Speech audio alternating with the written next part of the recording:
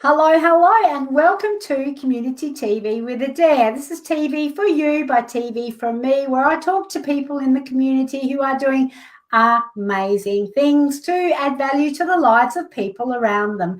This could be anything from a meditation, a yoga class, learning to cook, reading tarot cards, or healing, physical fitness, or gardening. Whatever you're interested in, it's going to be covered here today. Well, not all of it today, but today we have a very special guest, Joslyn Gardiner, and she is here. She's helped hundreds of people throughout the world to achieve purpose and direction in their lives. What started as a curiosity has now become an absolute passion. Early in her working career, Joslyn, as an accountant, had the opportunity to live and work in Fiji amongst the Fijian people who had the lifestyle we all imagine we want. Now, Joslyn might tell me off for going inverted commas, inverted brackets, whatever they're called, but we will ask her. Imagine this: sunny days, house on the beach, fishing or picking our food from a tree, and no work. Oh my God, Joslyn, that sounds absolute bliss, we would think, and so did Joslyn. However, she found that under the sunny smile, there was a dissatisfaction, a feeling of being incomplete, which at the time she did not understand. They had what people all over the world had told her was the ultimate goal for retirement. So why were these people who had it all not happy? The curiosity began a quest into human behaviour for Joslyn. Now, I'm just going to bring Joslyn in because there's more to her introduction, but that has got me fascinated. Hello and welcome, Joslyn. Hello, how are you today? I'm really Thank you very much for having me along. You're welcome, and thank you for being here. And I do realise that I thought I had a couple booked in for next week and they were booked in for this week. So it's a quality problem to have. And I'd just like to shout out to Leanne and Roz, and I'm just going to have to beg your forgiveness afterwards. I love you both, and you are amazing beings. Susie's here, Fiona's here, and Theoni's here. So just shout out. I know Susie's from up your way, and Theoni's saying hello to Hi, you. And Fiona's here as well. Before we get into this, I do want to find out a little bit about sitting on the beach in Fiji, drinking coconut juice and thinking that life is idyllic bliss, and then finding out it's not. That I find is an absolutely fascinating concept. But first, I would just like to ask you, not you yourself, but people who are watching, thank you for joining us. If you have any questions for Joslyn as we go through our conversation, as she is now a transformational coach, and if you have any questions, please jot them down, and we will be talking to you and answering your questions as best we can through the next half an hour. The other thing I would like to say is to please invite people. Click the invite button. Let me just do this bit of fancy pants work. Click the invite button and ask your friends to join us if you think they will benefit from hearing what we have to share with you today. So if you are here for the replay, welcome, and we look forward to helping you, whatever your problem may be, or even if you have no problems, just having a bit more sparkle in your life. So, Joslyn, do share what happened. Well, it was very interesting because I had always grown up very much like everybody else does, that living on an island, laying underneath coconut trees, you'd have it all. You sort of no work, you just had to relax. You could just jump into the sea, grab some fish, grow a few veggies on the side, and it would be absolute bliss. The problem is when you're born with that, it isn't bliss because that's what you've got. And up until the time that TV came along, these people were fairly well, I think, satisfied with what their job was or their life was, because they just went from, eased along doing this and eased along doing that. Then all of a sudden, TV comes along and shows them another world.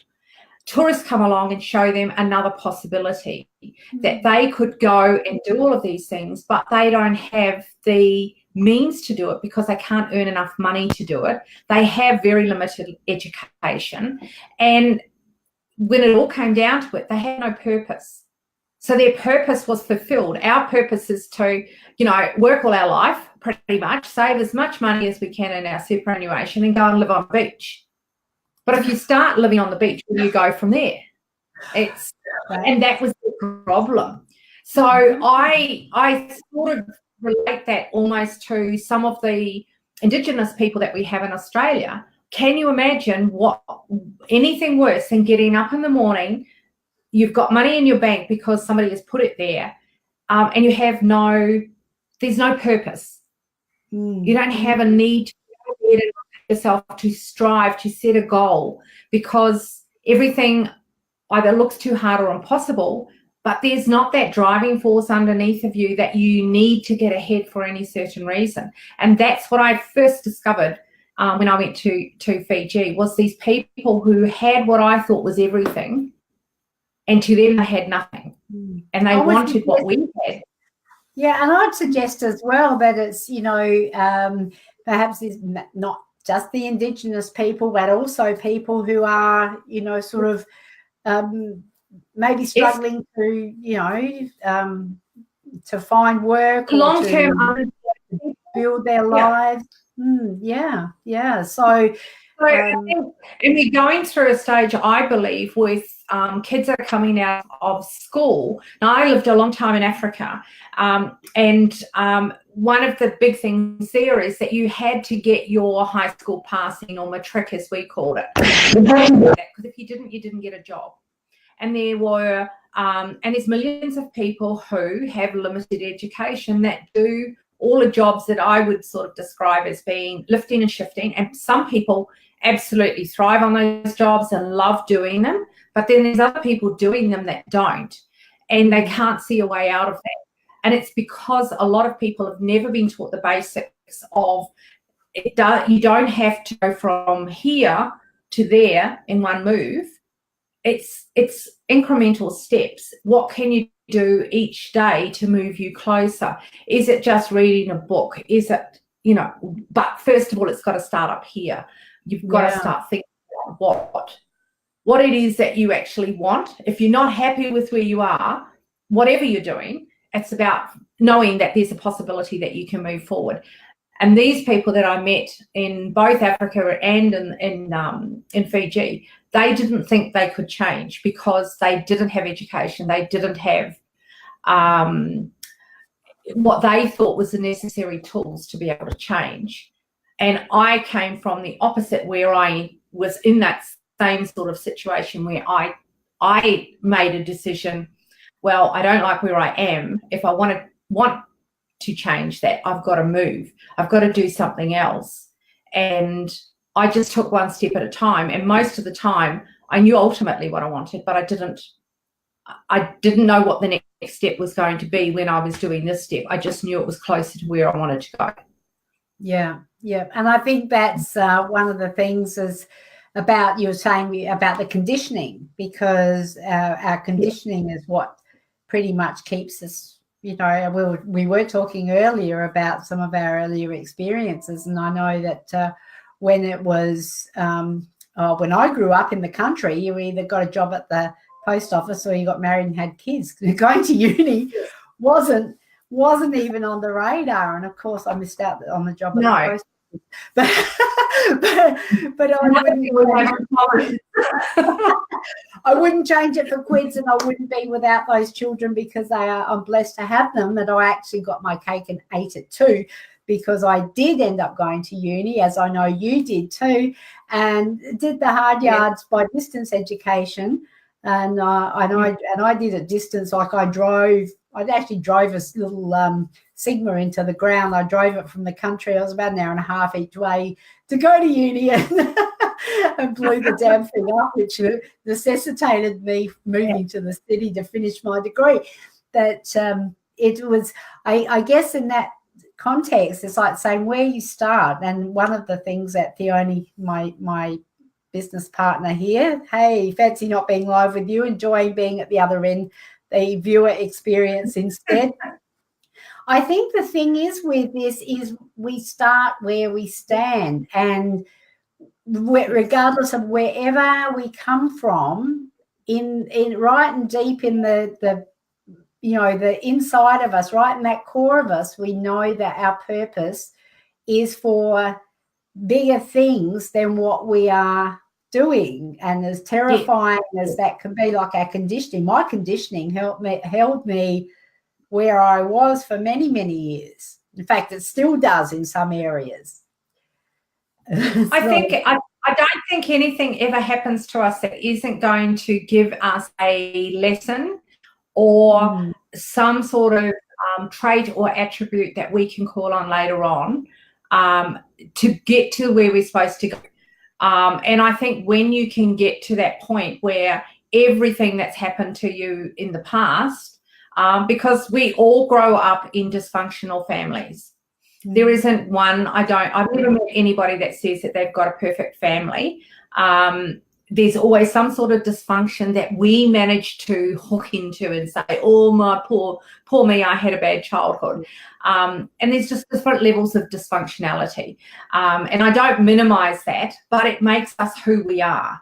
And those things give us certain skills that allow us to do the things or to teach the things that we've learned in the past because of the way that we've grown up. Absolutely. And like you've learned by not going to uni immediately and learning to do it later. The first thing that pops into my mind is that it's never too late if you decide you want to go and do it. The other thing that for me the learning was, don't tell me no. Yeah, exactly. So I've got this dogged determination. If you tell me I can't do something, I just go, you watch me. And that could be good for me or bad for me. Like, can work either way. And I've done that as well. But Joslyn, I want to talk a bit more about you, from going and observing these people in Fiji to saying, well, they've got what we call the idyllic lifestyle, and now doing what you're doing now as a transformational coach and actually helping people tap into the purpose and passion that they were born to do. So it's the journey from making that observation to doing what you're actively doing now and helping so many other people. So how did that transpire? Does that, I guess that every coach that you ever meet has got a story, like all of us do. And we've all come along a path where we've had to learn things to grow and to get the life experiences. And, so I started with, originally with finished school at 14 because I knew it all. And ask any 14-year-old, they're smart, they know it all. And I really thought that I was. And I also started at the post office, strangely enough, delivering telegrams. The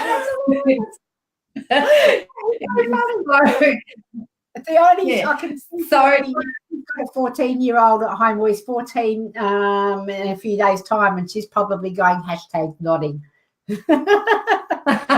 Yeah, exactly. I have to say that delivering telegrams by push bike was not the sexiest job that you could have at the time. However, it paid better than everything else did. So I've always had, I was asked a question years and years ago when I was doing some coaching training, what were you good at when you were a kid? What was the thing that you were really good at? Well, I was really good when I dug around and thought to myself, what did I always do well? I always made money. I always find ways to find money or make money. And so my business was selling white mice at school. And I had a great business going until my mum said, I can't stand white mice anymore. So I had to find other things to do. But so I was really good at finding money. So when you're looking at things to do in your life, you've got to find money. So when I left school at 14, I didn't care about what the job was. I just wanted to make money. Yeah. And I wanted to make the most amount of money that I possibly could for the hours that I was working, but it had to have a career path. So I had to now know that I could move up. So the thing that got in the way of that was when I decided at 16 to get married, which was another one of those what was I thinking moments. So and you did the post office thing, yes. And you did that. but you did on the horizon. Sorry, university walking on the horizon.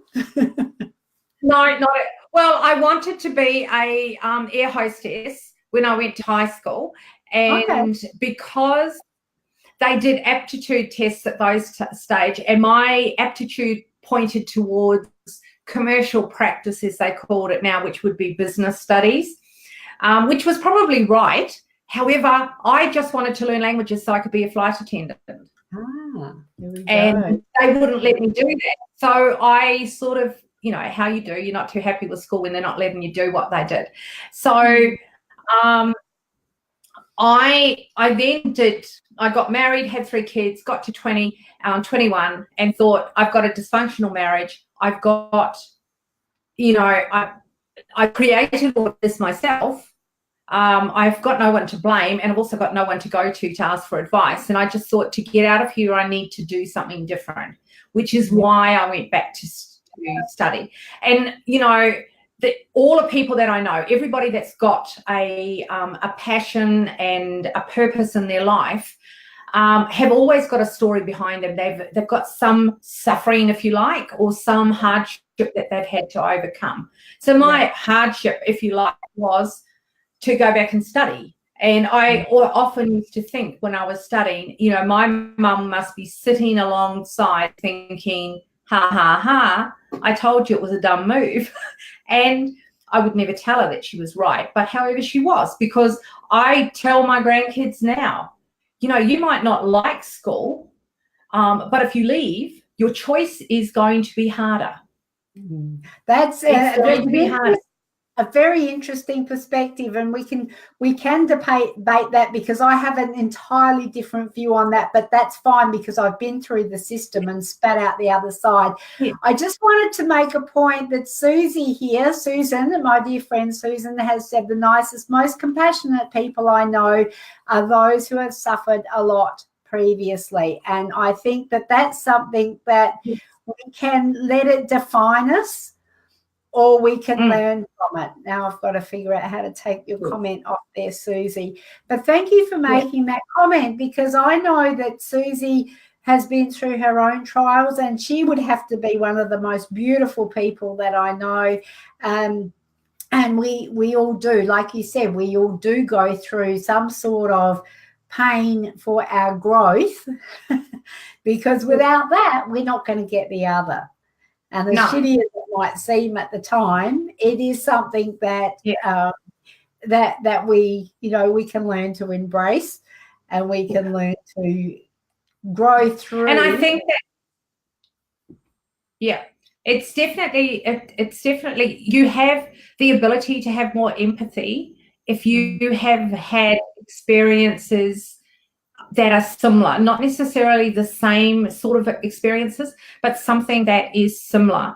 And I think that, to me, you don't have to have those to be a good coach, but I think it definitely helps to be able to have your life experiences in the background, because you can put yourself so easily in the other person's shoes and understand and empathize, not necessarily sympathize, because that can then crush the person and stop them from going and moving forward. But the knowledge that they, you know, what we're going through. Yeah. And the only saying she said she found her passion project through pain. So what I'd like to know also, what is it? Oh, we've got Susie here commenting as 5 Foot Rope Business Connective. Very clever, Susie. No matter what's happened to you or not, you have to have an open mind and a non-victim mentality, if that makes sense. Absolutely. And sometimes, as the only saying, nobody wants sympathy or pity. Empathy is a gift. And that's something that we do find hard to do, delineate the difference between sympathy and empathy. And I think that's absolutely true. And then Susie's going, yes, we believe. Yes, and I believe it's what we do with it. It's the choices we make. Yeah. Yes, for sure. Absolutely. So because I look at when I was growing up, I look at like I've got 3 sisters and a brother, and my choices that I made in my life are totally different choices to theirs. They're all happy in their lives that they have, but they're not. I couldn't live their life, and they probably couldn't live mine. And it just is, we make different choices based on the experiences that we've had and the events that have happened that have impacted us. Yeah. And then we'll make choices according to them, or we'll let them squash us. Yes, for sure. And sometimes we let them squash us, and then we rise stronger. It as well. So sometimes the time's not right for us to do something. Yeah. I remember we've got to wait until the nail gets harder. That was my most painful year, but it was also the one that I did the most growth. And and I look now, it's 10 years down the track, and I go, well, thank God for that. So thank God I went through it. Thank God I am through it and moving on. I would love to know the sorts of things that you help people with now. And as a transformational coach, I myself have done, training in hypnotherapy, NLP, and coaching. My whole family has. We're not perfect by a long shot, and we still have their own personal ups and downs and bumps along the way, which is totally normal, and I'm learning to embrace them. Although I had this thought that life should be perfect once you've gone through, and it doesn't work like that. However, my mum always said, "Hey, Dee, you're an idealist," and I'm going, "Yeah, well, being a realist, that hurts too much." But seriously, when you help someone, what's the problems that someone might have that would lead them to going, "Oh, I need Joslyn to help me," or I need them? What's some of those things that might? Okay, so with our business, there's myself and my husband Steve. In the business, so but both of us pretty much do exactly the same thing. So somebody might come to me, for instance, because they they're in a transition period in their life, so they might be getting close to retirement if they're older, or it could be that their children are leaving home. They may be newly separated. They may be in a relationship where it's not going so well, or a relationship they want to get rid of, or maybe they want to find a relationship. So, but they've always got something that they feel is missing in their life, that it's just not quite working the way that they expect it to work. Again, people will come to me for addictive behaviours like overeating or gambling, that type of thing. And, but ultimately what it comes down to is that they haven't really sat down and worked out a couple of things. The first thing that I always will work out with people, regardless of what they come to me for, is to find out exactly what's gone on in their past. Yeah. So we do a lot of examination. We're working always with the cause, and then we're moving them into the future and setting them up aligned with what their values are. So with the cause part of it, it's long-term unresolved issues that have come up from the past, because in the first 7 years of your life, there's always things that have happened that we have taken on as being true for us. Mm-hmm. So I always suggest to my clients, what is it that you believe about you that actually isn't true? Our unconscious core beliefs are always sitting in that lot of things. People think that I'm not good enough. They're not worthy. Why would people listen to me if I want to do things? So that all those sort of things are sitting there. So we want to find out what it is, and we do a bit of muscle testing with people to find out what their core beliefs are that they're thinking that well, they're believing, but they're not actually thinking out loud or saying out loud. So we will do some muscle testing on that as well. And it's quite interesting what will come up, especially with somebody that's got long-term anxiety or depression. It's some of those are really sabotaging thoughts that are sitting there. But then, like I say, once we've got that, we then do the treatment using generally hypnosis and a combination of hypnosis, NLP and coaching modalities. But one of the things that we always do with all our clients before they leave is we will do what we call a values discovery process, where we're working out exactly what their core values are, because that affects all of your communication, your decision making, goal setting, everything that you do, whether you know your values or not, are being driven by them. Yes.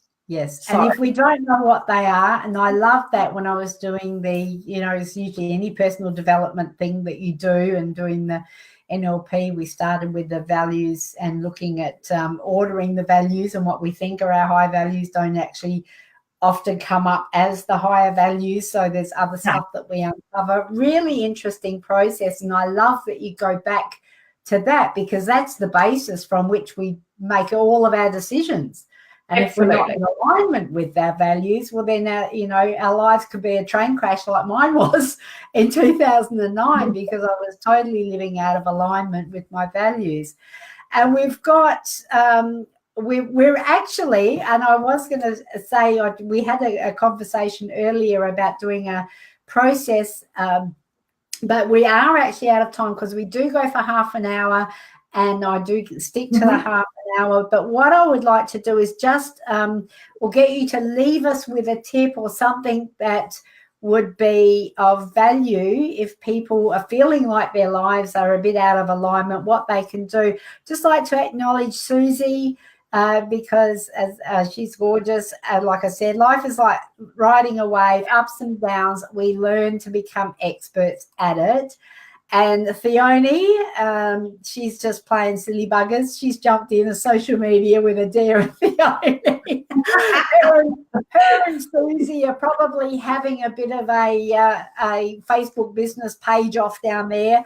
And she's going, mindset is massive. It's not good enough language many have is quite deep-seated. Thank you, Theone, for that. And that's what I was saying about her and Susie having a business page, just not a joust, but what do you call it, a playoff down there. So thank you, Susie. 5 Foot Rope Business Connective. And Theone, oh, hang on, copycat. They're price. She's saying, look where you are now, no wreckage in sight. That's because I've buried it so goddamn deep. But it is like a friggin' onion. You just go, oh, I got rid of that shit. And guess what? There's more. But I'm always open. Evolve so that the problem is a little bit higher. Better quality problems, so you can resolve them faster. Exactly, and just get better at resolving them, I think. But one thing to leave people with, because values are such a big thing, and it's, to me, it is the basis of who we are, and we all know immediately when we are things. I say to people that the first step in finding out what you truly value is to have a look in your pockets, in your purse, where the 3 things that you never leave behind when you go out, and then ask yourself, why do you hold on to them? So what is your phone? It isn't for making phone calls, is it? It's a representation of my passion to help the world help each other. Yes, exactly. So if you are, and we've got a series of it's about 8 questions, but we do a bit of digging, and just to give myself a plug, we are having a workshop on the 30th of March if anyone wants to come along, just on value and goal setting. And I'll let you know exactly all the details, because we're just trying to finalize the venue. But you know, if you learn your values, You can understand why you have arguments with people, why you like people, why you make the decisions you make, why you spend the money that you spend on things and that sort of thing. But it's the whole foundation of your life. And it's not about honesty. It's about, you know, follow the money. Susie, you're okay. I could tell that he's her passion. But so it really is. It's a huge. Yeah. I think that's brilliant, and I love that idea. And I think I will have you back so we can explore a bit deeper about values, because I think that's I would love to have you back on, and we'll get organised earlier, and you know, it's a process that we go through. Before I'd love to get people to have a piece of paper and we'll sit down and they can answer the questions as we go through. Yes, brilliant. We can get organised and yeah. All right. So we could have a lot. One of my top values is fun. Having fun is very important to me, and so it's no wonder Theone and I love hanging out together all the time, because we do have so much fun. And even when we're cranky, we're having fun. One of the things we do have to do before we go is, you can't see it, but there is a love heart on the screen. And if I can get you to move your head. Now, can you just sort of sit up just a little bit? Just up a little bit. Hang on. Yeah, perfect. Okay, now look at the camera. Don't move. Look at the camera, and we're just going to smile like idiots for about 5 seconds, all right? I don't know if it's a smile or a laugh. And what we're going to do, thank you very much for that, because what we do is, on the replay, I can freeze the frame and I can get a beautiful photo of you and I in that little heart, and I'll send it through to you. Okay, lovely. Thank you. Thanks to you both. Joslyn, don't go away. I'm just going to pop you down in the lobby in the green room, and I'll just have a chat with you afterwards. Just hang out there and I'll wind this up, and I'll see you in a moment. Okay.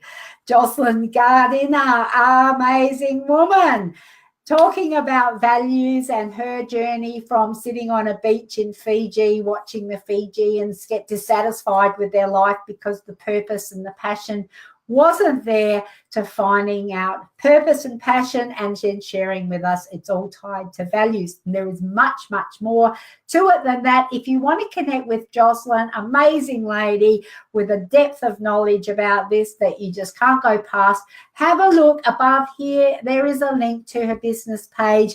Click on that link, send her a message, say Adair sent you, she'll know, and then just ask her how she can help you. I'm Adair Palmer. I'm here every Wednesday at 2 p.m. Australian Central Daylight Time for Community TV with Adair on mytimetv.live. See you next week. Bye for now.